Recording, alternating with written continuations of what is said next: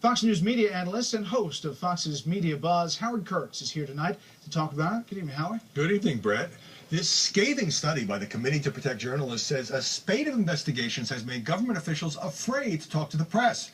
The author, former Washington Post editor Len Downey, calls these efforts to control information the most aggressive he's seen since he was working on Watergate during the Nixon administration. In this eye-popping quote from New York Times veteran correspondent David Sanger, this is the most closed, control-freak administration I've ever covered. So when you look at the investigative reporting that's happening, how do you think that this is affecting that?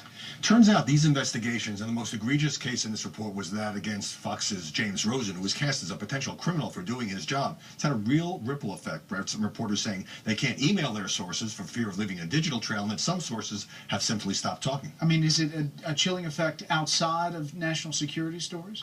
This is the most surprising finding in my view, because you have a lot of journalists saying that they don't work on national security matters, and that even on basic routine inquiries, having trouble getting basic questions answered by this administration, especially if the administration is not happy with the story. The Atlantic's Josh Meyer quoted as saying there's an across-the-board hostility to the media.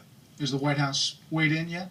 Yeah, White House Press Secretary Jay Carney says in the report that the idea that people are shutting up and not leaking to reporters is belied by the facts. Now, another White House official, Ben Rhodes, says they want to be transparent on these sensitive matters, but if you're too transparent, you're accused of jeopardizing national security. Bottom line, this is a very tense relationship that's developed between the administration and the Fourth Estate. Yeah, and people interested should really read the whole report. It's pretty detailed. Very well researched. Big show this weekend. Megyn Kelly's one of my guests. All right.